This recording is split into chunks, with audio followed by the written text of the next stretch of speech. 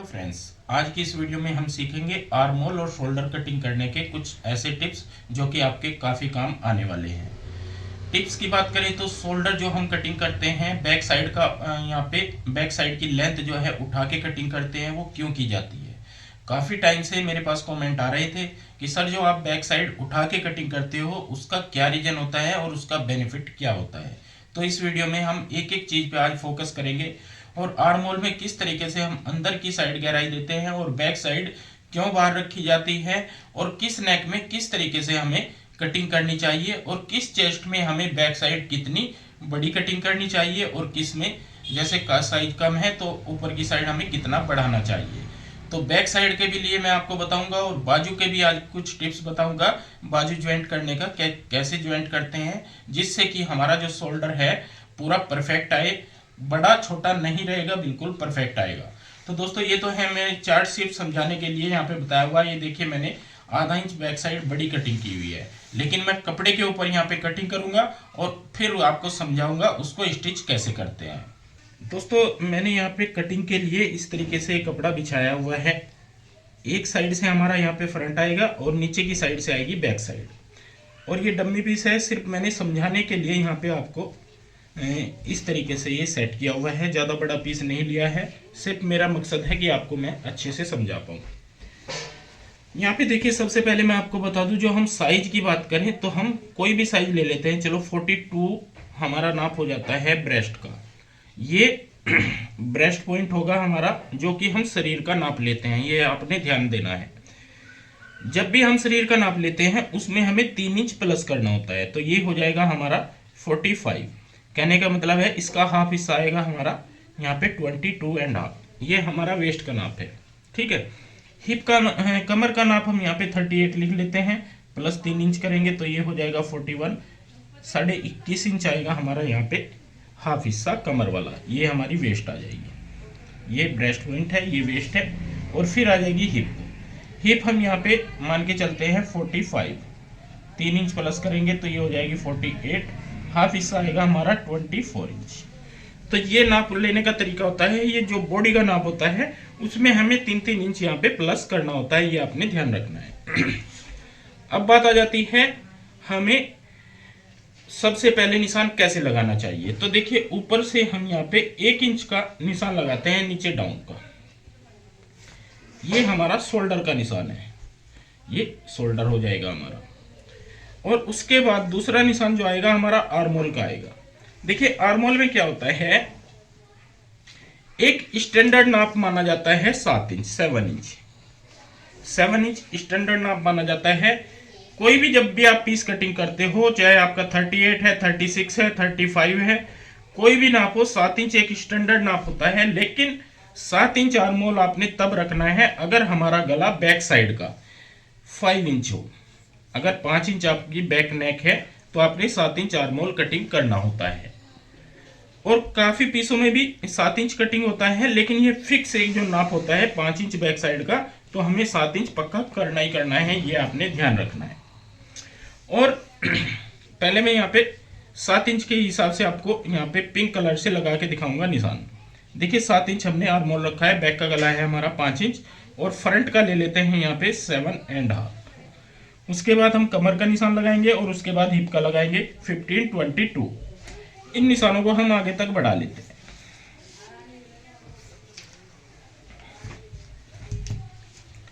Size के according यहाँ पे निशान लगाएंगे। जैसे 22.5 है तो हमारा 11.25 इंच आ जाएगा।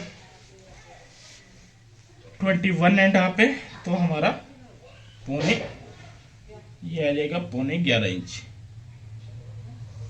और हिप है हमारी 24 तो 12 इंच आ जाएगी। इन निशानों को हम एक दूसरे से यहाँ पे बढ़ा लेते हैं। तो यहाँ पे जैसे मैंने बताया मिला लेते हैं, इस तरीके से निशान हमने मिला लिए हैं, तो ये हमारे बिल्कुल फिक्स नाप हो जाएंगे। अब बात आ जाती है शोल्डर की। शोल्डर हम यहाँ पे कितना लें तो मैं बता देता हूँ, जितना हमारा शोल्डर होता है उतना ही हमें यहाँ पे फिक्स कटिंग करना होता है। अगर हमारा बैक गला 5 इंच है, सपोज करो हमारा गला यहाँ पे कम ज्यादा है, तो पूरा नाप आपको चेंज करना होगा, ये आपको ध्यान रखना है। तो यहाँ पे जो शोल्डर है हमारा वो है 14 इंच। तो 14 इंच जो बॉडी का नाप आया, तो 14 इंच ही हमें यहाँ पे रखना होगा, 7 इंच पे हमें निशान लगाना है। एक निशान हमें 7 इंच पे यहाँ पे लगाना है और अंदर की साइड यहाँ पे 1.25 इंच का निशान लगाना होता है। एक चीज का आपको ध्यान रखना है कि हमारा जो यहाँ पे फ्रंट है ये 12 इंच से कभी भी कम ना हो, ये हमेशा ध्यान रखें। 12 इंच से आपका फ्रंट कम नहीं होना चाहिए। और यहाँ पे ऐसा भी नहीं है कि आप इसको फ्रंट को 14 इंच कर दो, तो वो भी गलत है। 12, 12.5 और मतलब 12.75 इस तरीके से आसपास रहता है ये हमारा फ्रंट। तो हमें यहाँ पे 6.25 इंच आ रहा है, तो ये बिल्कुल ठीक है। इस निशान को हम यहाँ पे इस निशान से मिला लेंगे और यहाँ पे डाल देंगे गोलाई। देखिए हमने गोलाई डाल दी है, तो इस तरीके से हमारी यहाँ पे गोलाई आ जाएगी। अब ब्रॉड लेंथ जो रखते हैं वो रखते हैं 6 इंच, तो हम 3 इंच पे निशान लगाएंगे और यहाँ पे 1.25 इंच कंधी डाउन करेंगे। इस तरीके से हमारे फ्रंट के निशान आ जाएंगे। दोस्तों अब बात आ जाती है बैक साइड उठाने की। बैक साइड हम क्यों उठाते हैं और क्यों उठा के कटिंग करते हैं, इसी साइज में मैं दूसरा भी आपको निशान लगा के दिखाऊंगा, लेकिन पहले इसको हम कंप्लीट कर लेते हैं। देखिए क्या होता है बैक साइड कटिंग करने के लिए, पहले हम निशान लगा लेते हैं, फिर बाद में करते हैं ऊपर उठाने वाली बात। ये हमारा जो सीधा निशान आता है यहाँ पे इस तरीके से बिल्कुल सीधा जो निशान हमने लगाया था, इससे हमें बाहर की साइड कैसे निशान लगाना होता है। अगर हमारा 5 इंच गला हो, 5 इंच, 4.5 इंच या फिर 3 इंच गला हो, तो आपने इस निशान का ध्यान, एक ही फार्मूला यहाँ पे अपनाना होता है। इस निशान से जो हमारा सीधा आया है, आगे की दूरी जितनी भी होगी उसका हम हाफ हिस्से पे निशान लगा लेंगे। जैसे हमारी ये 4 इंच तक है, तो हम 2 इंच पे यहाँ पे निशान लगा लेंगे और इस निशान को हम यहाँ पे शोल्डर से ऐसे जोड़ देंगे।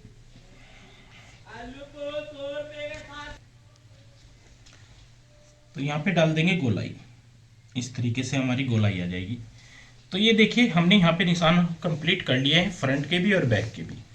अब मेन चीज, जैसे कि आपके क्वेश्चन आ रहे थे कि हमें बैक साइड उठा के क्यों काटनी चाहिए, तो मैं यहाँ पे आपको थोड़ा सा एक आइडिया दूंगा। देखिए हम पहले फ्रंट साइड का आर्मोल नापते हैं, यहाँ पे इस तरीके से हम नापते हुए चलेंगे, तो ये आ जाता है हमारा यहाँ पे 10.25 इंच। 10.25 इंच हमारा इस पॉइंट तक आता है, इस पॉइंट तक। तो ये जब हमारा 10.25 इंच है, बैक साइड का हमें कैसे करना है, यहाँ पे ये ध्यान दें। बैक साइड का भी नाप ले लेते हैं आर्मोल का। ये हमारा आ रहा है 9.25 इंच, 9.25 इंच हमारा यहाँ पे बैक साइड का आ रहा है। तो ये चीज समझने वाली है, फ्रंट का हमारा 10.25 इंच है और बैक का 9.25 इंच है, मतलब 1.5 इंच का यहाँ पे आपको फर्क आ रहा है फ्रंट और बैक के आर्मोल में। और क्या होता है कि हम यहाँ पे इसको अगर बराबर कटिंग कर देंगे फ्रंट और बैक को, तो हमारा जो बाजू का सेंटर पॉइंट है, बाजू जब कटिंग करेंगे तो इस पॉइंट पे वो नहीं मिलेगा, इस पॉइंट पे बाजू का सेंटर पॉइंट यहाँ पे नहीं आएगा, क्योंकि हम बाजू का ज्यादा हिस्सा बैक साइड में, जो ज्यादा हिस्सा होगा वो फ्रंट साइड में चढ़ा देंगे और कम हिस्सा बैक साइड में ज्वाइंट होगा, क्योंकि बैक का तो छोटा पार्ट है और फ्रंट का बड़ा है, तो फ्रंट साइड हमारी बाजू ज्यादा चली जाएगी और बैक साइड में हमारी बाजू कम रह जाएगी। उसके कारण क्या होगा कि आपका फ्रंट पीछे की साइड भागता रहेगा, जो गला ऊपर को चढ़ता है, सभी बोलते हैं कि हमारा गला पीछे की साइड भागता है, तो उसका कारण ये होता है कि फ्रंट का हमारा आर्मोल है 10.25 इंच और बैक का है हमारा 9 इंच। तो प्लीज इस चीज को समझे। इसको हम कैसे दूर करेंगे अब ये जान लेते हैं। जिस किसी का भी गला हैवी साइज में 38 के बाद, 36 के बाद लगा लो, 36 से चाहे 50 तक नाप हो और हमारा गला छोटा गला है, तो आपने यहाँ पे कम से भी कम 0.25 इंच या 1 इंच, 0.25 इंच बैक साइड को बढ़ा के कटिंग करना है। 1 इंच कर लोगे तब भी कोई बात नहीं, नहीं तो 0.25 इंच आपने यहाँ पे इसको बढ़ाना है। ये देखिए ये बैक साइड के यहाँ पे निशान आ जाएंगे। अब क्या होगा, फ्रंट का आर्मोल हमारा ऐसे कैसे ही रहेगा 10.25 इंच, बैक साइड में हम यहाँ पे क्या करेंगे, इस तरीके से बढ़ाने के बाद इसका साइज हमारा यहाँ पे आ जाता है 9.5 इंच। तो इसको बढ़ा लेते हैं, ये 9.5 हमारा हो गया है। लेकिन अभी क्या है, 0.25 इंच का अभी भी फर्क है। तो 0.25 इंच का फर्क निकालने के लिए हम बाजू को ज्वाइंट करना सीखेंगे, बाजू ज्वाइंट कैसे की जाती है। तो सबसे पहले मैं इस पे यहाँ पे कटिंग कर लेता हूँ, तो आपको यहाँ से आइडिया हो जाएगा।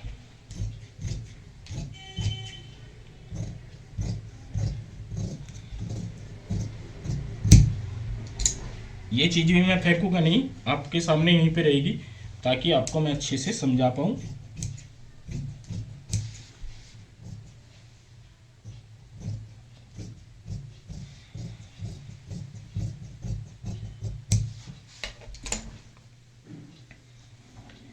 ऐसे के ऐसे सभी पीसेस ऐसे ही रख देते हैं ताकि आपको अच्छे से समझ आ जाएगी।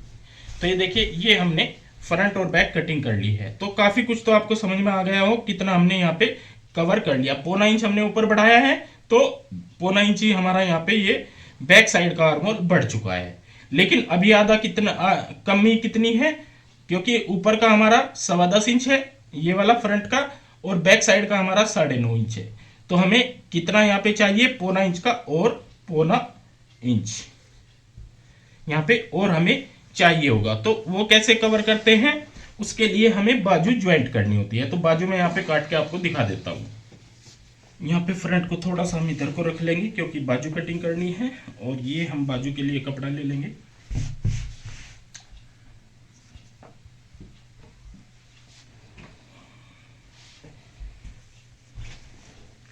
सिंगल बाजू ही काट के दिखा देता हूँ आपको।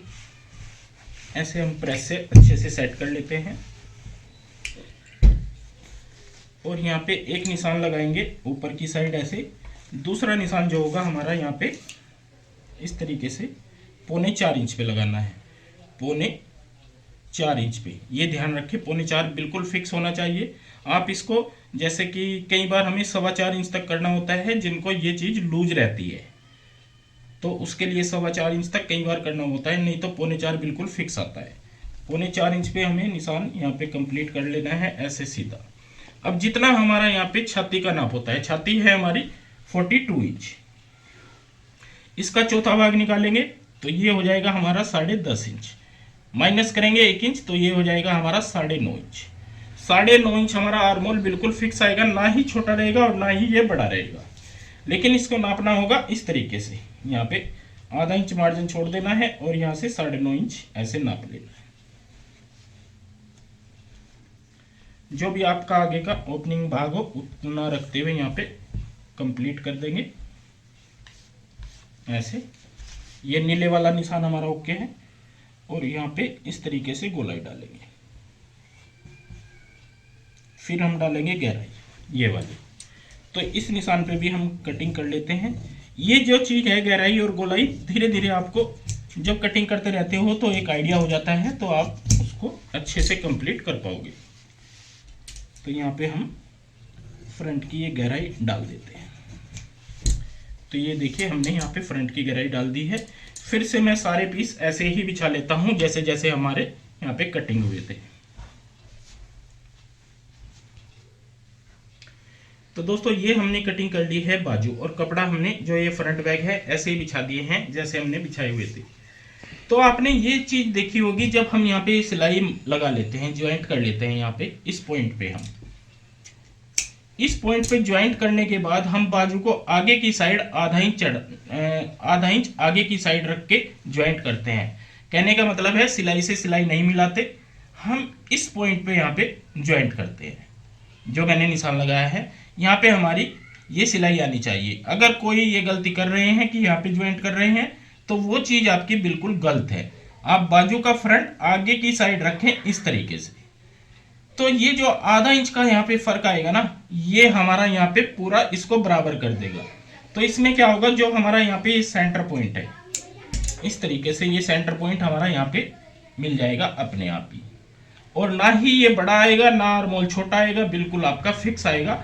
अगर ये एक पैर पीछे की साइड भी जाता है तो चल जाता है, लेकिन कईयों का मैंने देखा है आधा आधा इंच, पौना पौना इंच, 1.5 इंच तक आगे पीछे आर्मोल कर देते हैं, और फिर बाद में कहते हैं कि सर हमारी ये फिटिंग अच्छी नहीं आ रही है, हमारा पीस पीछे की साइड भाग रहा है।